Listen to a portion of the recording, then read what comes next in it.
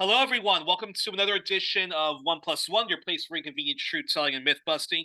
This is part two of our conversation on Chinese history through a post-colonial Marxist perspective, and to do the and to present us this wonderful, this very interesting history of China, we have Pat Byrne, who's been a long time Anglo-Irish trade unionist, and he is a founder of an organization he's trying to kick off called the People's BRICS. And yes, and he has a new book coming out about China, which is why which is why we're having yet another episode devoted to China. So Pat, so our so part one, you talked about the conditions that led to the rise of Mao, basically the British colonialism, the century of humiliation, the Chinese Civil War, the temporary truce between Chiang Kai-shek and Chairman Sun and Mao, and of course some of the big policies, the big communist policies that China introduced when after the Civil War, when the communists won. Now, I think so. You were talking to us about the Cultural Revolution. Talk a little bit about the Gang of Four, and in fact, as you mentioned, for all this talks about Fidel and Mao and Stalin being these all-powerful dictators that answered to no one. I mean, I'm pretty sure everybody has the same look I had on my face when you said that Mao was actually, forced to apologize to the Chinese people because of because of mistakes made during the Great Leap Forward. So, talk to us about the Gang of Four, a little bit more about the Cultural Revolution before talking about the reforms that the Chinese state did in going forward and still managing to even conserve the Communist Party of China in power.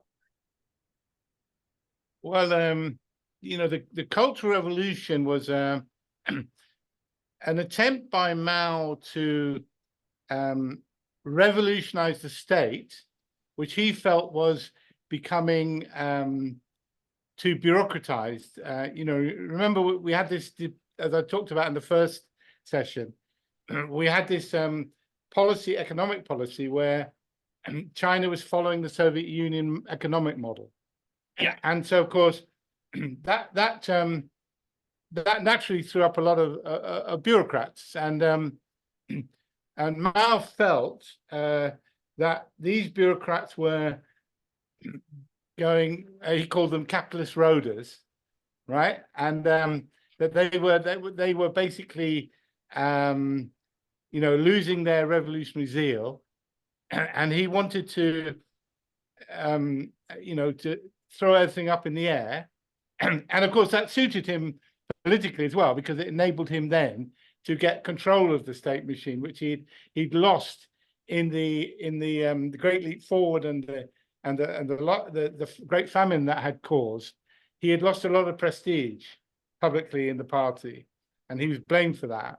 And so of course he mobilized the youth, which took the form of the Red Guards and so on. And it had a terrible effect on the economy because lots of production was interrupted. Even to the extent of the commandeering of trucks to carry these Red Guards around the country was on a huge scale. And all kind of scientists and intellectuals were brought up before the Red Guards and humiliated, and then some of them died, sent to prison, sent to the countryside, and so on. And it was a huge disruption for society, even to the point where this is something that's not generally talked about, but the Red Guards were encouraged to destroy all antiques and Chinese historical statues and you name it, which is ridiculous, right? It was part of the great treasure of China. And you remember how the British and the French in the 19th century had burnt the Summer Palace, and what a disgrace that was to Chinese history. So this was a second version of that in a way.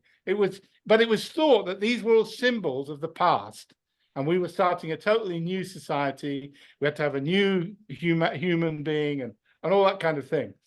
And so doesn't that also, now this went on, but doesn't that also, sorry to interrupt, but doesn't that also show, but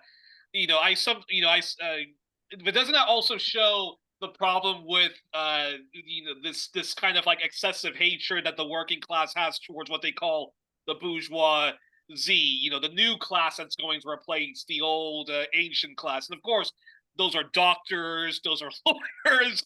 Oftentimes, though not all the times, they can be teachers and so forth. And so that's sort of like excessive.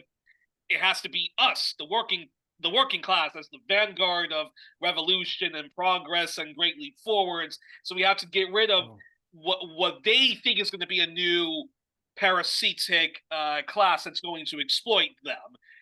So like meet the new boss, same as the old boss when it comes to what's called the bourgeoisie or the middle class, or certainly the affluent upper middle class.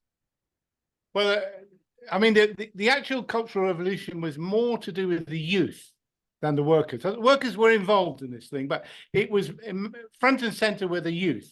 And there's no question that young people respond to idealistic revolutionary messages, and of course they don't see, and we've all been young ourselves, we've all been through this. They tend to see things in very black and white terms, and they tend to be very impatient. And so, of course, if you've got the leader of the country is appealing to those instincts and bringing them to the fore and encouraging them, it's not surprising that the young people responded on such a scale. But you were right as well, that the workers as well, that there was a natural feeling of resentment among workers to their bosses and to their owners. And so, of course, although there weren't by that point under Mao's policy, all the economy was nationalized. So it would have been the attitude of the workers to their managers, I guess, in this case. So that was a fertile area for Mao to encourage as well. But it didn't work economically. It caused a huge disruption in society. And even these doctors that you're talking about and scientists and so on, most of them were loyal party workers and supporters, because we'd had the Communist Revolution back in 1949, and so any of the old reactionaries most of them would be old men by then and dead, So the younger people who were being persecuted, or not young, middle-aged scientists and professionals, would have been actually supportive of the revolution in most cases. I would imagine. And if you look at a lot of the case studies, they were, so they were loyal party members. Fascinating. And of course they were all the party officials as well who were all dismissed. But anyway, so you get to a point where in the early 70s, Mao is kind of realizing that this can't carry. Well, in fact, even by 1968, within 2 years of the Cultural Revolution, it was degenerating, and you got factions developing among the Red Guards who were fighting each other in brutal struggles, where a lot of people got killed and whatever. And they had to bring in the Chinese army. They had to bring the Red Army in to stop what were becoming totally destructive intersidal battles. Wow. So anyway, by the early 70s, Mao realized that this it couldn't be kept going, and that they had to introduce some basic concepts of economy. I mean, for example, in the Cultural Revolution, they closed down, all students stopped going to university. So effectively, all universities ceased to exist. They even closed down, they stopped planning the economy, very odd situation for a socialist economy. And they stopped because their attitude was that everything could be achieved by the will, triumph of the will, that you could achieve, that human beings could determine nature, they could determine this, that, and the other. And you didn't need to worry about the facts of the situation or the science of the situation and so on. And they even closed down the study of economics. It was banned. Yeah. Yeah, it was not revived until after Mao's death. Very strange situation. But anyway, even Marxist economics, So anyway, so you get into the 70s, and Mao realizes that this can't carry on. So then he starts to bring back some officials like Deng Xiaoping. He brings him back from exile. Well, effectively, he was in exile not outside China, but within China. Yeah. And so he, but even that has problems. But they get to Mao dies, and I haven't, unfortunately, well, we've got the whole thing where Mao does a deal with America. You know, this whole deal with America, right? Exactly, which I think exactly. which is quite important. And you talked about it a bit. That was the what was known as the Sino-Soviet split, and then Right. Mao basically, in this period of détente, the Americans and their allies effectively are doing two things. They're having détente with with the Russians and the Eastern Bloc, but at the same time, Nixon, being the sneaky man he is, along with Henry Kissinger, is opening up relations with China, which they're later going to use to sort of exploit the whole Sino-Soviet splits. Well, in fact, now you're mentioning this, and of course, we're going over so many things in history very quickly. So we're missing out important things. So one of the things I hadn't talked about, because I tried to look at things in terms of internally within China. Yeah. But a major factor, when Mao went to the left with the Great Leap Forward and the Cultural Revolution, he also did so on his foreign policy. And he broke off relations with the Soviet Union. And so what then happened was, in reaction, the Soviet Union withdrew all its scientists and engineers, stopped supporting, they had been putting money into these industrial projects and so on, and they stopped supporting them. And then the relationship between the Soviet Union and China just deteriorated more and more, to the point where they almost went to war in the late 60s. And they actually did start fighting in the north of China. And there was China developed the nuclear weapon in 1964 because they frightened that Soviet Union was going to attack them with nuclear weapons. And there is, I don't know, I haven't seen the secret documents involved, but there is a generally accepted theory that in 1968-69, the Soviet Union was seriously considering a nuclear war against China. And they assembled, a third of the Soviet army was assembled on the border of China, and they brought all the nuclear weapons along as well. And at that point, Nixon, it said that Nixon threatened the Soviet Union that there would be a nuclear war with America if the Soviet Union attacked with nuclear weapons China. And China was so grateful for that lays the background for why they did that deal with Kissinger and Nixon in 1972. So that's interesting. And interesting. I mean, there's some controversy about this interpretation, but there's a lot of people who believe it. So I think it's an interesting thing to look at. So they did this deal, as you said, against the Soviet bloc, between America and China, and that actually helped China later on, and we'll go into that in due course. So Mao dies, and then in a short period after Mao's death, there's a factional battle where Mao's wife and a small group of supporters of his try to take control of the country. They get to be called the Gang of Four. Yeah. And Deng Xiaoping and some of the other party elders, they liaise with the leaders of the Red Army, and they prevent this happening because they think that Mao's policies were no longer good for China. There need to be changes, and they arrested Gang of Four. They put them on trial, and that's the end of them. And that then as a new leader takes over. But actually, it is important though to emphasize that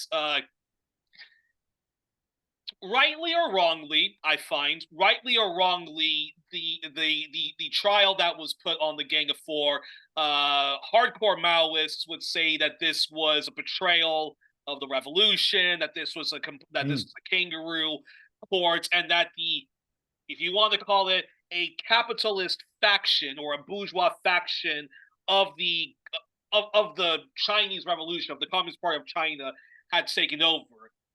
I go at it at a completely different point of view. I just that that after some of the mistakes of what Mao did, and the excesses of the Cultural Revolution, that in order for the state to have any credibility in going forward, this was the state trying to put themselves on trial, hold themselves to account, and therefore Mao's wife, who was a very powerful person, and the other three of the Gang of Four. So they were put on trial, and they were actually forced to confront some of the human rights abuses that had taken place, and that was just one step forward in in the states not only conserving itself but also moving forward with I would say some much needed policies. Would you is that a good analysis of what I think that's a good summary of what happened. That that the majority of the party leadership, I don't think it was a capitalist faction. It was a large section of society and the leadership. They didn't want the Mao Cultural Revolution power structure to continue, and they wanted to get a more normal situation in China. I mean, they had been, a lot of the people involved had been persecuted and so on, and they wanted to try to develop the country. And in fact, one of the problems was that although the growth in the economy, if you average it out over the whole period from 1949 to Mao's death, had been about 6.5%, which was not bad. And in fact, even better if you then took out the Great Leap Forward and the Cultural Revolution, where production had fallen in some of that period. They'd made these gains we talked about in part one, where they brought in and they'd fed the population, they brought in basic healthcare, basic education, and things like that. Also eliminated illiteracy, right, and got many people off drug all addiction of that, and whatnot. Definitely, of course. But one of the problems was that Mao had a strange attitude towards the population and births.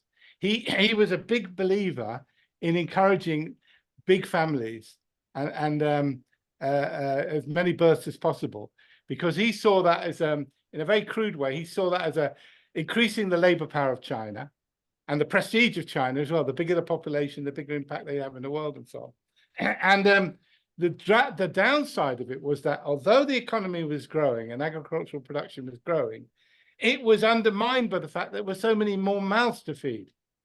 So you're talking about a population that went from 300 million to moving towards 1 billion.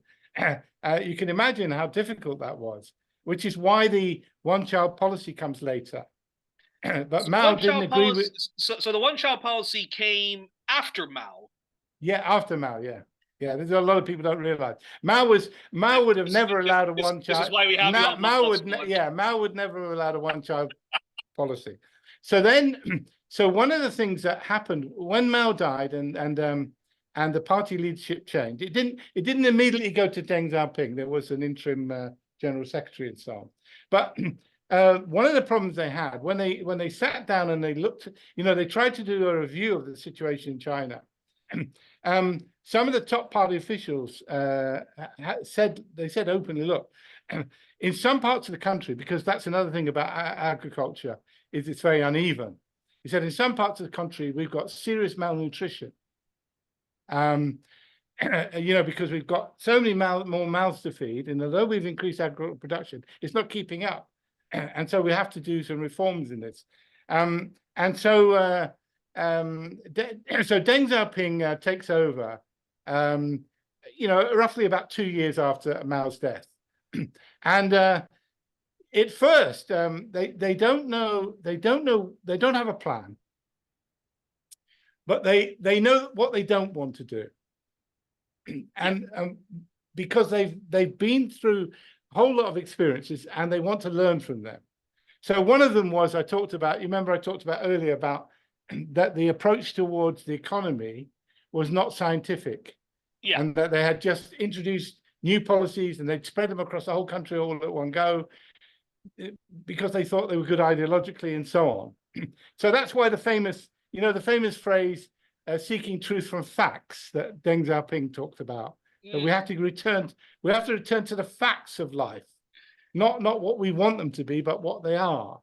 And we as Marxists have to try to find out how can we realistically develop the productive forces and take on board what is the reality of the life we're in and go forward from there, not what we want it to be, not to try and think that we can just impose our will on nature and so on. It doesn't work like that. Anyway, so Deng Xiaoping, so that was one important thing. They realized the need for experimentation, and they're still following that to today. It's one of the major factors that was different between China and the Soviet Union, and under Mao as well. So that what they do now, and they're still doing it, is that they will try things out first in a couple of provinces or in a state sector, economic sector, or whatever it might be. See how it goes, and if it works, then they'll spread it across the country. And one of the watchwords as well. I mean, Deng Xiaoping was in his reaction to the dogmatism and the ideological approach. He became intensely pragmatic. So his watchword was, "Why not?" So people would come to him with ideas, and he said, "Why not? We'll try it. Let's try it. See if it works, right?" And so you've got this. Didn't he also say one of his quotes was, "If something works, it works. Let it work," right, or something like that. Exactly the same thing, Yeah. And I believe he also he also said, and this is still controversial for people who have the purity fetish or whatever, but he also said, and I always get this quote wrong, but that socialism does not mean shared misery or something like that. Yeah, he did say that, but the thing he didn't say is that it's glorious to be rich. That's a complete distortion. That was written. Interesting. That was written as a headline by a magazine guy from the West who did an interview with Deng Xiaoping, and he made up this quotation just as a sexy headline, and he was forced to admit that Deng Xiaoping never said that.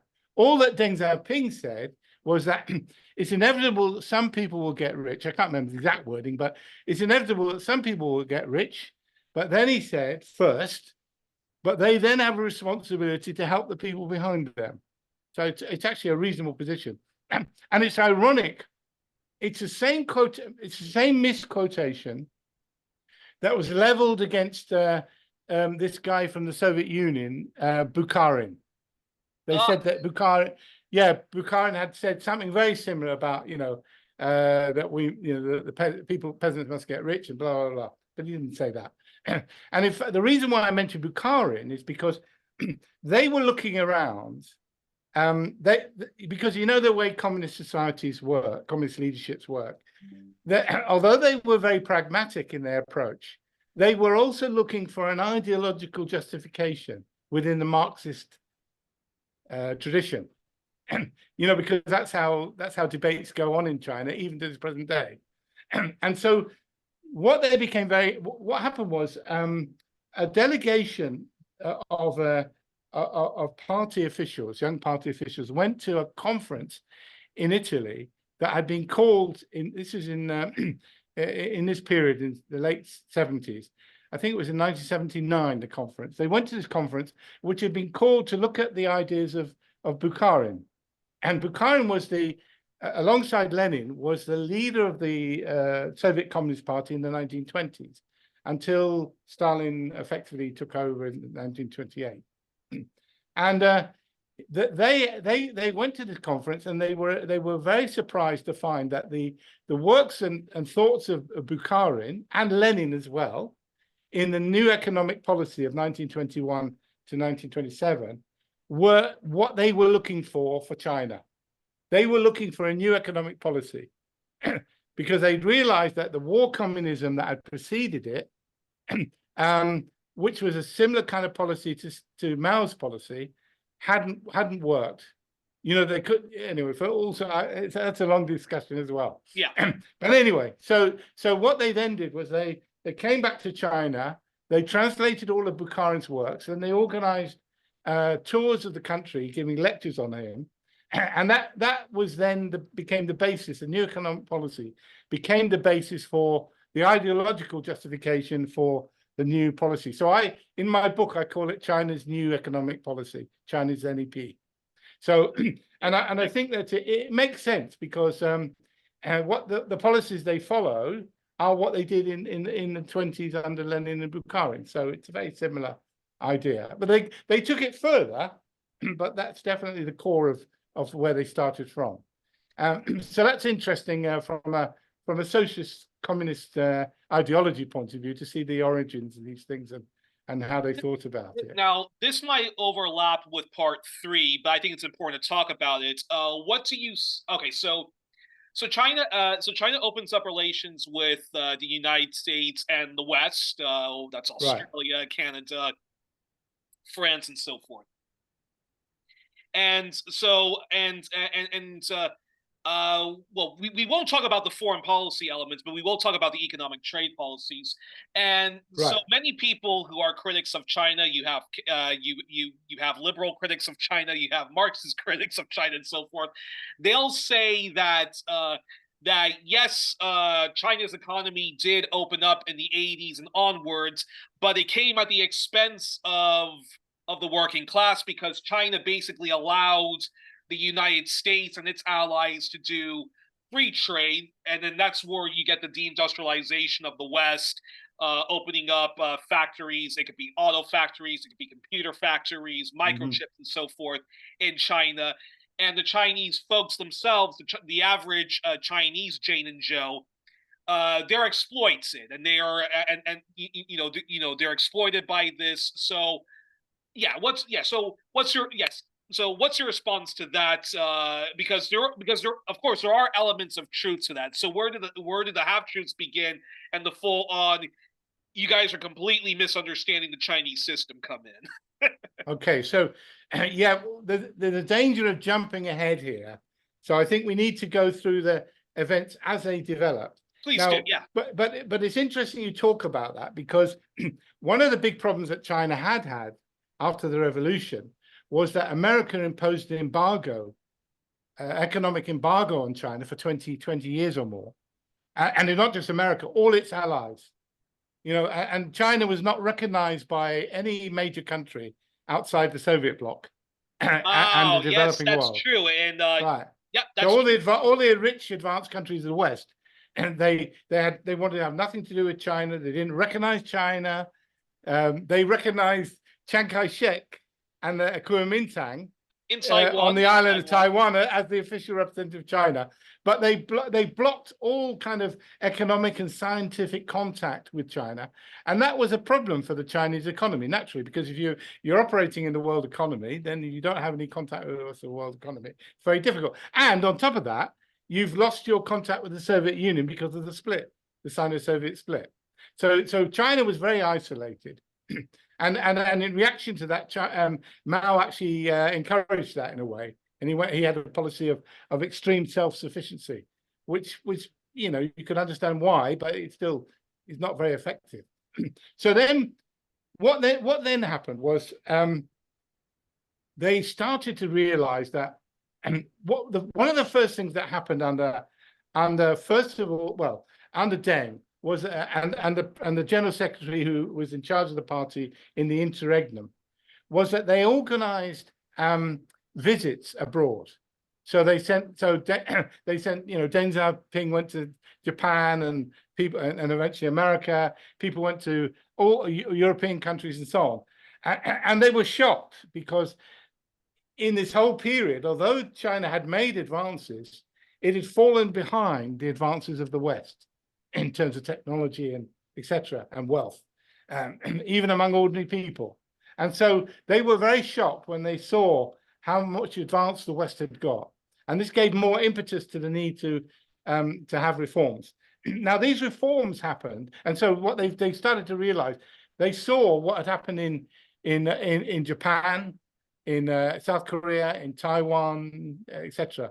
And so they realized that they could do the same thing, that they had this huge labor force, and they could get into the export industry. So they started to do that. Now, but the biggest problem China had was agriculture. Mm-hmm.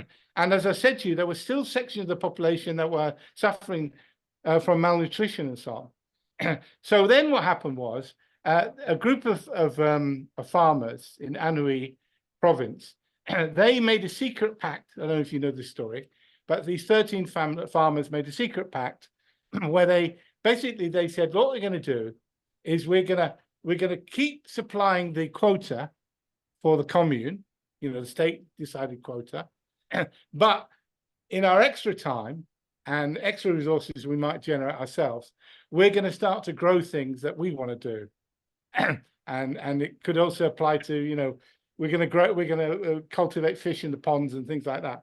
And we're going to sell them secretly to the local markets, to other people. And it was very successful. But the communist officials in the region got to know about it. It's all illegal. So they didn't know what to do.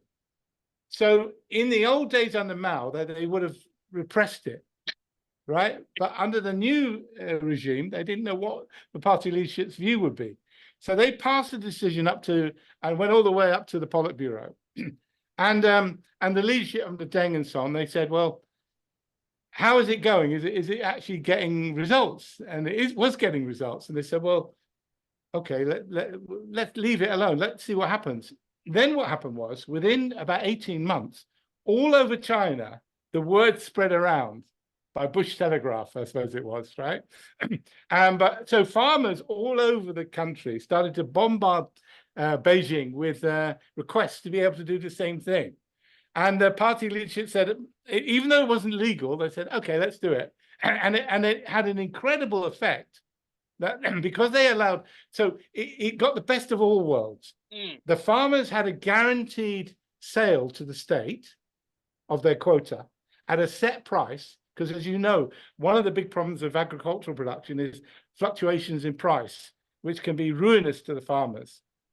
But at the same time, it gave them freedom to grow their own extra things and sell them on local markets. And so the result was within 2 or 3 years, but certainly within 5 years, the problem of agricultural production, which had been a problem for thousands of years in China, came to an end. Huge increase in productivity and production and output meant that China, the food problem in China, came to an end, which was an amazing development because they allowed the incentive of the local, the things we talked about in the first episode. So then what happened? The farmers had started to get money in their pocket. Their income rose by like 50 to 100% within a couple of years, and had money in their pocket. So they wanted to buy things. They wanted to improve their housing. They wanted to get furniture. They wanted to get sewing machines and TVs and fridges. And they also wanted to buy extra equipment, farm equipment, that would allow them to do even more output. And so what then happened, which didn't happen in the Soviet Union in the same way, was a very organic development happened of industry. Instead of trying to build heavy industry, which was a Soviet model in the cities, what happened was in the local areas where the farmers lived, in their villages and local towns, grew up very, very quickly a whole industry. So something like 26 million town and village enterprises were formed, and they had incredible success. And the great advantage was that they were near to where the young people because one of the things is as agriculture improves, it releases labor, especially the young, who don't really want to do the same as their parents and want to go. They're a bit attracted by the city and the towns and so on, and so they were able to go, but they didn't have to go a long distance. They could just go to their local village or their local town and get a job in a factory, and so this led to a massive growth of industry and social mobility. At a relatively small scale. But even then, in fact, one example, there's a company called Haier. I don't know if you've heard of them, Chinese company. And they became, within a very short space of time, they ended up supplying, one of these town enterprises, ended up supplying half of the refrigerators in America, for example. Incredible. And then this, of course, at the same time, you started to see the party leadership seeing the success of these things. They started to relax controls in the cities and allow the formation of small businesses, restaurants and street stalls and whatever. And then you started to see this huge, massive explosion of enterprise and initiative and whatever in China, a huge, fast growth of the economy. And then one thing built onto another. In fact, one of the things that Gorbachev made a terrible mistake. In fact, actually, I was just going to ask you that, which is all right, which is how do you explain, as a historian and a Marxist, why again the Chinese system has conserved itself, but the USSR was not able to conserve itself? Well, in the 1980s, the Soviet leadership, the Sino-Soviet split, faded away because you had a new leadership in China after Mao died, right? And so the Soviet leadership blamed the split on Mao, which is to a fair degree was true. And in fact, I would argue one of the criticisms I would make of Mao, which is not generally talked about, was his split with the Soviet Union, which I think was a real shame. But anyway, that's another story. Yeah. But after Mao died, after Mao died, the Soviet Union started to have a more relaxed attitude towards China, and then they started to see the incredible success economically as the 1980s were developing of China. So a lot of people don't know, but almost all of the reforms that Gorbachev pushed for were copies of China. It's ironic. Even word for word, the legislation that Gorbachev introduced was almost word for word listed. And in fact, what was happening was at the Politburo meetings in Moscow, they were discussing, at every Politburo meeting, they had a point on the agenda where they would discuss China and what was happening in China.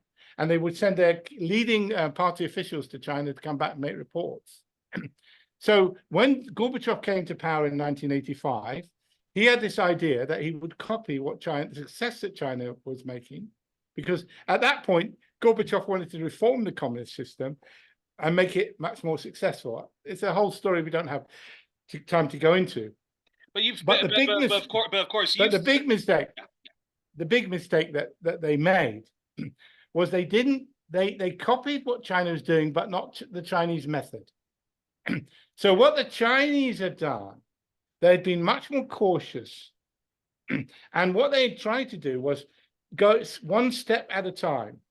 So when they did the agricultural reform, it had such a great success that it convinced even the more conservative factions of the party, who were kind of very much in the Mao way of thinking, to go along with things, because they saw it was obviously, the country was feeding itself. There was food everywhere in the country at last.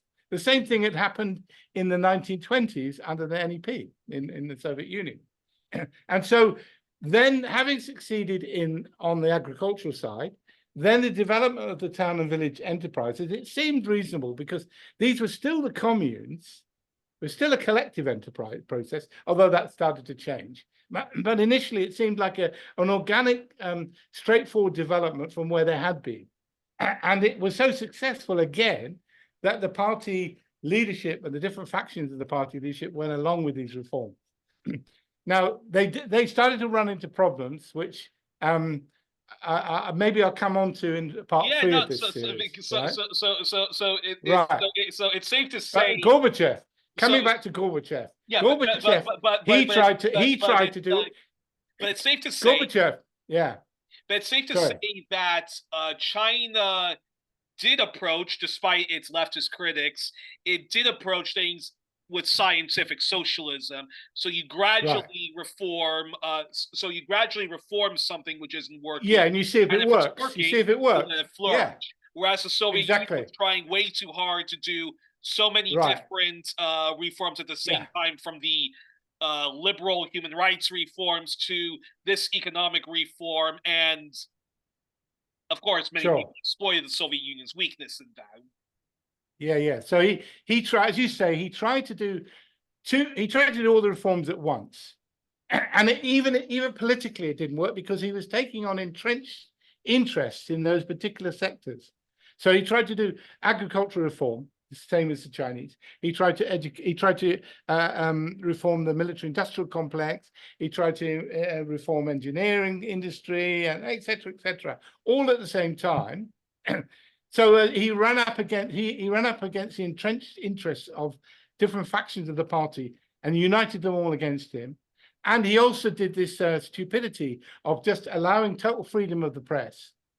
Instead of actually putting bringing in the masses into that question of the media, what actually happened was that different factions of the party and different regions of the different Soviet states all started to capture the media, and they captured a part of the media for their own interests and use it against Gorbachev. And he started off very, very popular, hugely popular, but he wasn't able to deliver because he tried to do so many things at the same time. In fact, it led to dislocation, huge queues throughout the country, inflation. I mean, and one classic example was the alcohol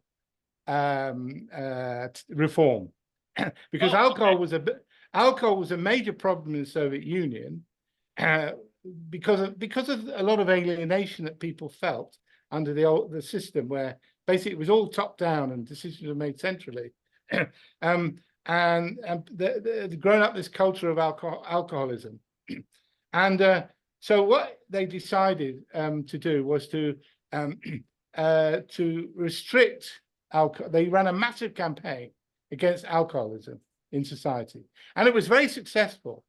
The big problem they had was, because they never did any experimentation first, was they suddenly found themselves in a financial crisis because the state was getting so much money from the alcohol tax, because it was the state that was producing the alcohol, that they suddenly started to run short of money. So that's just one classic example. There were many, many examples like this. Anyway, so the Chinese, meanwhile, they started to run into problems, which we see the fruit of today. Let me give you an example. They started to bend the stick too far the other way. So, the left, there's a lot of people on the left in the West, and also some Maoists who think that, China went to capitalism. It didn't do that. And we'll talk a bit more about that and when we look at China today. But they did bend the stick too far, in my view, towards capitalist thinking, or allowing things to develop in a way without any regulation. And we saw all kinds of things happen, where baby food was produced by these private companies that was poisonous, and all kinds of things, and you had to regulate. Logic. I mean, it seems a bit daft to say this, but it was very lax. And the worst example of this was in housing. So what happened was, in the mid-1980s, up until that point, all Chinese people, unless they happened to live in the countryside in an old building from hundreds of years ago or something like that, the vast majority of Chinese people lived in public housing, either in the countryside provided by the communes, or in the cities provided by the state-owned enterprises.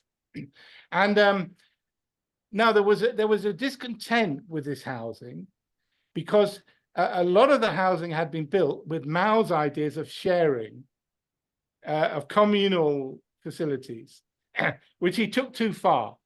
So you would Both in have the so this is where you have like some where you have a family of like five literally sharing more or less like a kitchen and so you know with another yeah, family, correct? And of not course just two, that's not just two families, but a whole series of families in a communal block having to share their kitchen, their showering facilities, their toilets, and so on. Now, you imagine how that can cause problems, can't you? exact yeah no exactly Anybody who's lived with anybody else, like at college or whatever, knows the problems, right? exactly And yeah so the people were happy with their public housing because it was very cheap, but they were not happy with this communal sharing of facilities. Now, I don't just say this off the top of my head, but I've read surveys done of these of the people living in the public housing, Chinese people living there, with the surveys done of them, and they expressed this point of view.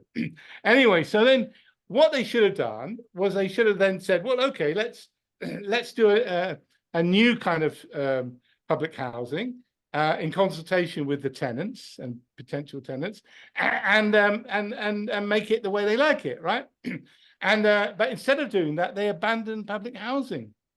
They didn't privatize it. They left the people who were there, but all the people coming into the cities, they just allow housing to be dealt with by the private sector.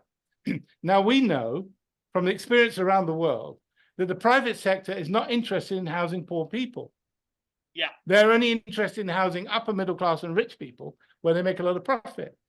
And it was an unfortunate timing because this was the period when you had the largest migration of human beings in history. 600 million Chinese people moving from poor people moving from the countryside into the towns and cities over the next generation. And we're expecting the private sector to solve this problem. Now, the thing was that I don't really understand why the communists of all people should have gone down this road, because all they had to do was to go and look at social democracy in the West after the Second World War, and they could have seen the mass public housing, house building that was done to get people out of slums and bomb buildings and so on, which was incredibly successful. And they could have used those facilities because you can only deal with mass numbers who are poor people who need housing in the public sector. It can't be done properly by the private sector. So we're now, the housing crisis, property sector crisis in China today, it comes from this. It definitely does. That there wasn't that 85% of Chinese people now own their own home, apartment, or whatever. But that leads to all kind of bubbles and scams, and there's lots of housing that's not the quality is not good. You press the balcony thing and the thing starts shaking and falling down, and there's all sorts of problems in the crisis that we have today. It comes from that period. So that's one example of many. In fact, President Xi today, he's having to clean up the messes that were made in the period of the reform and opening up process of the 1980s, wow. 90s, and 2000s. And he says that, he said it openly. In fact, there was a leaked I don't know how it happened, but there was a leaked conversation, a transcript of a conversation.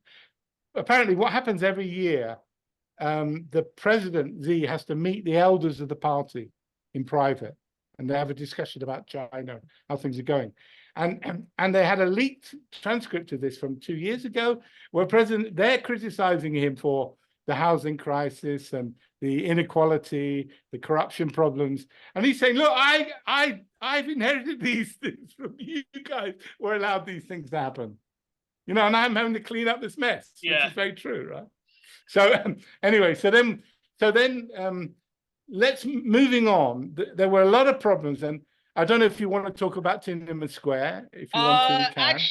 Actually, I was gonna save that for part 3, but actually, let's close part. It's really relevant to this period. It's really relevant to reform and opening up period. So actually, let's close. So let's close part 2 with this question, which is, Uh, which is another thing which I think often gets overlooked when we talk about the dissolution of the Soviet Union as well as the Eastern Bloc countries, is the fact that they were victims of what we now call color revolutions.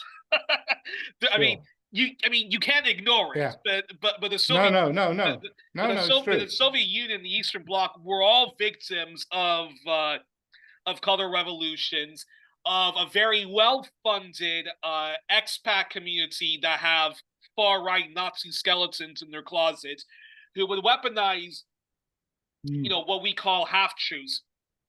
This is where all of the debates about the Holodomor comes in, and this is also where the debates about the about anti-Semitism in the Soviet Union comes in, human rights abuses, yada yada yada. The USSR and the Eastern blocs were always victims of of what we now call color revolutions, and yet, but China, curiously enough, uh, was was able, has been able, if we look at the Hong Kong protests, if we look at the efforts to Mhm. support Uyghur separatism, Sure. uh, China has been able to overcome those color revolutions. So in our so in this in our last How did it happen? How did they manage that? Well, in fact, and then from there you can yeah, talk about Tiananmen Square, and then we'll get on to sure. part three.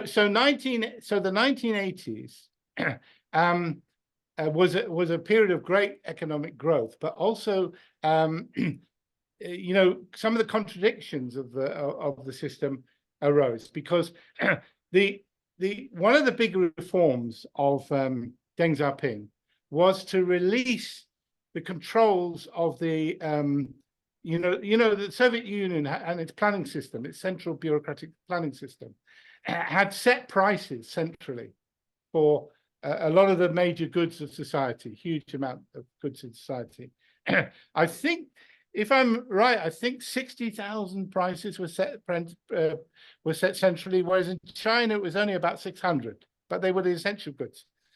And so one of the things that they decided to do is they decided to amend their planning system and evolve it, which I'll come on to in the next part, which is very important to China's success.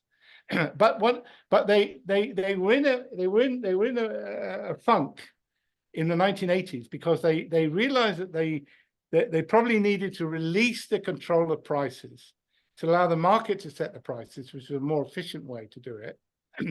But they were frightened to do it because they were worried that what the result would be. Mm-hmm. Now, the neoliberals were starting to have an impact in the 1980s in China. And there were these economic conferences held during that decade at which the voices of neoliberalism were represented. And towards the end of the decade, when Tiananmen Square happened, and this is intimately linked up with this, they managed to persuade the party leadership to adopt a neoliberal approach to prices, where they would release in a big bang all the main prices. And they convinced, first they convinced the General Secretary, and then they convinced Deng Xiaoping. He was much more difficult to convince, but they did manage to convince. And then what happened? The party leadership made an announcement in which they announced that they were going to release the prices. They were going to be set by the market. And this created a crisis in the country. People all over the country were going to the shops to buy large quantities of goods. And one example that Isabel Weber gives in her book about this, where she says she quotes a Chinese official where he said his mum went to the shop and bought 40 TV sets with whatever savings she had, because the reason being is that you remember I talked about in the part one about the terrible policy inflation that had happened under Chiang Kai-shek, and the fact that the communists said there was no inflation under them because they followed a much more sound monetary and economic policy. They felt that there'd be no inflation under Mao or Deng Xiaoping up until then, and that they realized that people felt that if they allowed the market to set the prices, then inflation would be rampant. So people they besieged the shops. Workers went on strike, and all kinds of things happened. And this was just an announcement that they were planning to do it. So within 2 days, the party withdrew its policy of letting the prices go free. At which point, Milton Friedman flew to Beijing to try to convince the party leadership not to go back on the neoliberal policy. Very interesting, right? There's even a photograph. There's even a photograph of Godfather of neoliberalism. Godfather of austerity, right. Basically, yeah. Godfather of neoliberalism. So there's even a photograph of him meeting the party general secretary and so on. Anyway, but Deng Xiaoping and the main central party leadership said, no, this is too risky. We already got a terrible reaction to this policy. We're not going to do it. I mean, as it turned out later on, in years later on, it didn't. It turned out it worked its way out anyway. But they were very worried about this, and the neoliberals wanted a, you know the shock doctrine that they introduced in 1992 in the Soviet Union. They wanted to do that in 1980, 88, 89 in China. So you can imagine how disastrous that would have been. So then, what then happened was this then started a movement. It's a little bit complicated to talk about, but the party leadership had utilized because in the battles to reform the system, they'd had an internal struggle with the conservative pro-Maoist elements in the party. And so what they did was they allowed a whole series of magazines, mainly intellectual magazines, but even reflected in the party press, the People's Daily and so on. And they'd allowed alternative views to be a relaxed censorship. They'd allowed a lot of liberal views to be expressed in these newspapers and magazines. And so among the intellectuals, a lot of people started to say, well, we need reform. They didn't necessarily want a Western-style system, but they wanted reform in the system. They wanted more freedoms. And also among the workers, there were demands for more say in their unions, and there was a lot of discontent because you had inflation broke out, and you also had a lot of corruption because people were starting to say, look, and it got worse and worse during the 80s. They're saying, look, why is it that person's becoming rich? So usually the nephew of some party official, right? Yeah. Suddenly became rich overnight. How is it that person's got permission, a license to build a factory there, and I can't get it? This kind of thing was going on. And so great discontent was starting to bubble up. And in a way, it's inevitable that when you do massive reforms, there's going to be people who are not happy about it, or people who are on the bad side of it, the losing side of those reforms. So then Tiananmen Square develops, where the students, occupy the square. Now, the analysis of what the students wanted, there was a small minority who were influenced by the Western ideas, but the majority of the students either fell into two camps, Maoist camps, where they felt that the corruption in society and the inflation and so on, it'd be much better to go back to Mao's days. They're kind of a nostalgia for those days. I mean, these students had never lived through them, but they kind of saw that as a period of where these problems didn't exist. And there was another large group who were these students who just wanted reforms to make things work better. And bear in mind that these students were, to be honest, a lot of them were the sons and daughters of the elite, because to be able to go to university in those days, that was a small minority of society, even of the youth. And so it was the better off of the people who were connected and had resources who went to university. Anyway, so all sorts of debates went on in the square and so on. And eventually... But it was never what's wrongly perceived. It was never this large voice of people that basically wanted China to be like a Western country, a liberal democracy like Japan, or or the kind of exactly free like markets America or Britain or whatever it might be. that South Korea's right-wing junta had, backed by. In fact, if you, I don't know if you've had the chance to watch the interview with the leader of the leader of that wing of the students, this girl, can't remember her name now. Oh, and I don't know she the girl, gets, but I know Liu Xiaobo, who. But anyway, she gets to the point where she's despairing because the majority of the students are not supporting her ideas, and she's despairing of the students, and etc. But anyway, it's quite interesting where she talks about that at the time, not afterwards. Afterwards, all the leaders who fled China, if you actually see their interviews, they all say the same thing, that they didn't have a mass support for a Western style solution.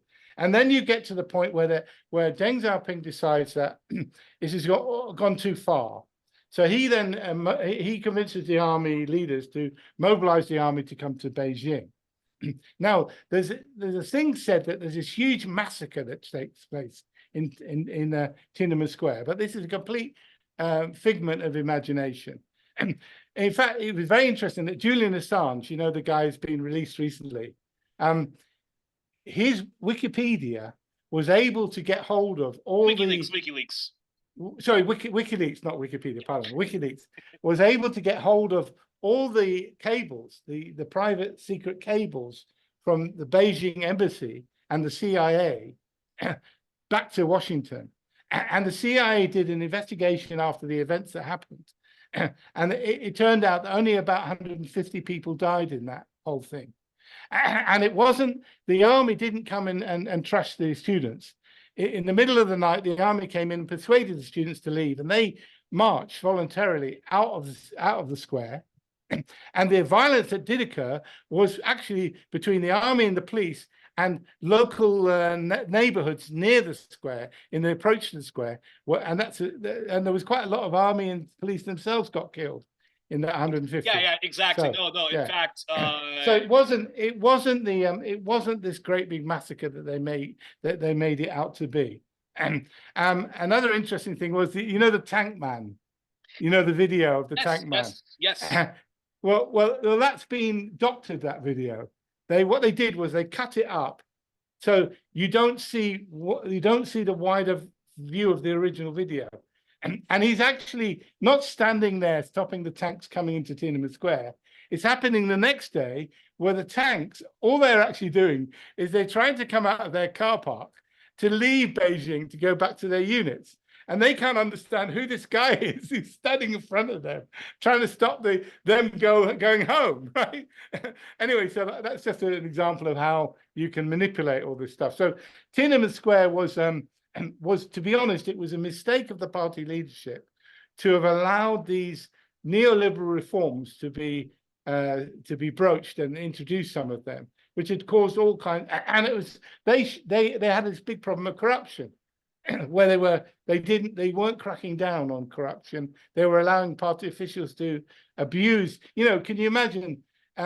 There's all these licenses being given out for new businesses and permissions being built for new restaurants or whatever, and these officials are taking advantage of that, and people are becoming discontented. So it's not the big thing that they make it out to be.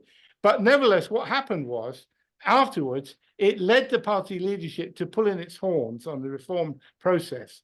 And for about until 1992, there were no reforms. They stopped all the reforms. But then things slowly calmed down. There was an embargo by the Americans on China, but that after a year, that kind of died away. So then in 1992, Deng Xiaoping goes on his southern tour, in which he restarts the reform process.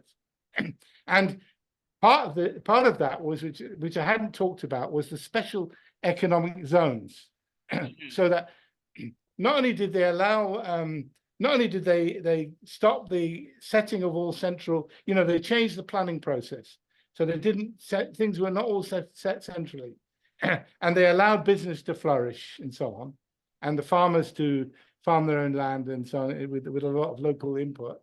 But they also set up these special economic zones And these were basically, initially they were for Chinese people from abroad who had money to invest in areas. First, it started in the south, in the Shenzhen, Guangdong region. And when that was very successful, it then spread. They spread them to one area after another, Shanghai and all the coastal areas, then more inland.